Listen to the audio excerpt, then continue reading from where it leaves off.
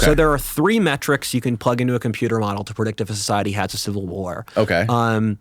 And they've used this for over a dozen historic conflicts, and off these 3 variables, you can predict when countries have civil wars to the exact years they happen. So this worked for the French Revolution, the American Civil War, the fall of the Roman Republic, the Black Death, the wars of religion in the 1600s. And those 3 variables are income inequality, the average wages, and competition for good jobs. These 3 variables predict when societies have civil wars. And so, as Aristotle said, everything pushed to its natural extension destroys itself through its greatest strength. So, period of peace. The population grows, and then you see a labor imbalance. And so, what that means is that the supply of labor has overextended the need of labor by 40% since 1970. That's why Homer Simpson could live with his Homer Simpson was a working class guy. He was lower middle class. He supported his wife and 3 kids with owning a house, going on vacation off a single working class income. For upper middle class people today, that's unattainable. And so life has gotten worse because the supply of labor has gotten harder. And we have done literally everything we could to decrease the price of labor. The population's naturally doubled through population growth since World War II. We've imported 50 million immigrants. Automation's the biggest thing that no one talks about. That's one of the biggest variables. Women entered the workforce, and then we sent a lot of jobs to cheaper places like China, Malaysia, Mexico. So we've done literally everything we could to devalue the value of labor. And I'm shocked no one talks about this. But people have gotten significantly poorer by any given metric since the 70s. And people have lost meaning. Exactly. I mean, it's a bunch of things. And Peter Turchin's the big guy who studies this in that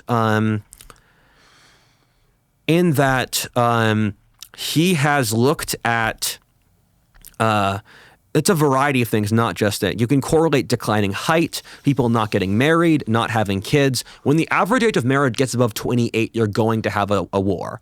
And when the average age of marriage what? Goes above 28, you're going to have a war. When the Black Death happened, the average age of marriage was 28. Didn't you also say something about people aren't losing their virginity? Like until they get really old or something like that? Yeah, so a third of men under 30 are virgins. A third of men under 30 are virgins. And 80% of 18-year-old men. 80% of 18-year-olds. And what was it like in like the 80s compared to now? Oh, it was nothing. It's quadrupled in the last 10 years. You can correlate the invention of the iPhone with young male virginity skyrocketing. Whoa. Where it was a very low number. I think it was like 8% of men under 30 were virgins in 1980. It was something. I think it was even less than that. It was like beneath 5%. It's really, really low.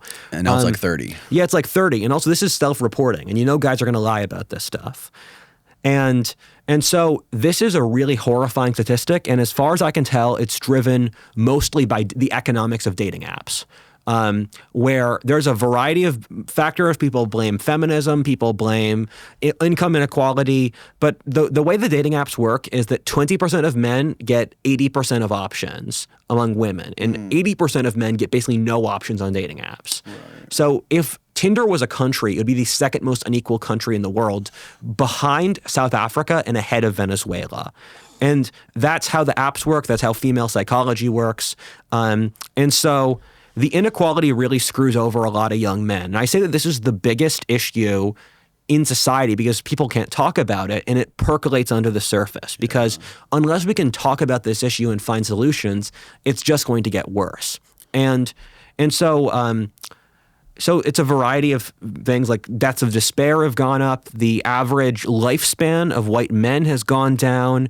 There's about 20 of these different statistics that employment, quality of life, purchasing power, and so all of this adds up. There's no way to reverse shit like that. I mean, it's directly tied into the advancement of technology. Yes. And yeah, exactly. And that's the problem with Pandora's box. And normally technologies in the long term, they help more than they hinder. It's just you have to deal with the negative sides of it.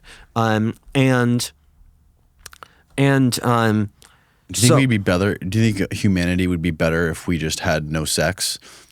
You think if we kept evolving on the trajectory we're on now, we had no more wars, no more holocausts, nothing like no nuclear annihilation, no asteroids hit in 100,000 years. We're just these beings that no longer have reproduce. We have to genetically create humans in a lab.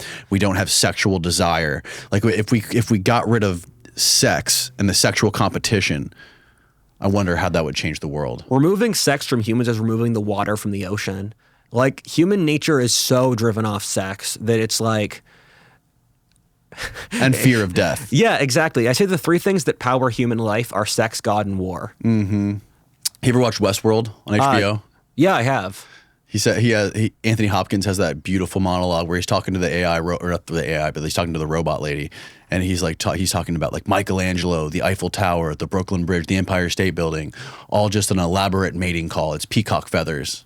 I think things are not mutually exclusive. I think all those things are elaborate mating calls, but I think there are multiple symbiotic drives. I think people push for excellence, they push for sex, they push for dominance, and a couple other things. Mm-hmm. And so...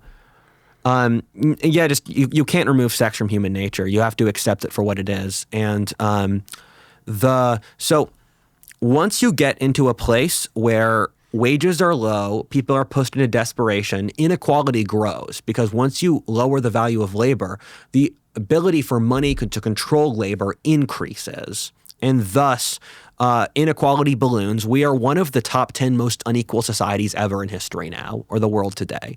And so... what happens then is that the pie shrinks for most people and people fall into desperation. So they pick one faction or another to push their interests. So historically, different civil wars have different underlying factions that they symbolize. The English Civil War was capitalists versus nobility. The French Revolution was capitalists versus nobility. The Russian Civil War was fringists versus center of the empire. So there's always some underlying like demographic or economic or whatever factor. As I say, people like killing each other and they make up excuses to do it.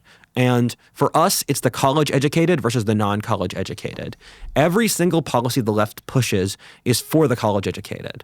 Removing the military for college educated, for college educated diplomats, removing priests for professors as our determinants of values, removing entrepreneurs in exchange for corporate or government bureaucrats. Every single thing the left pushes for is to give a college educated person a job.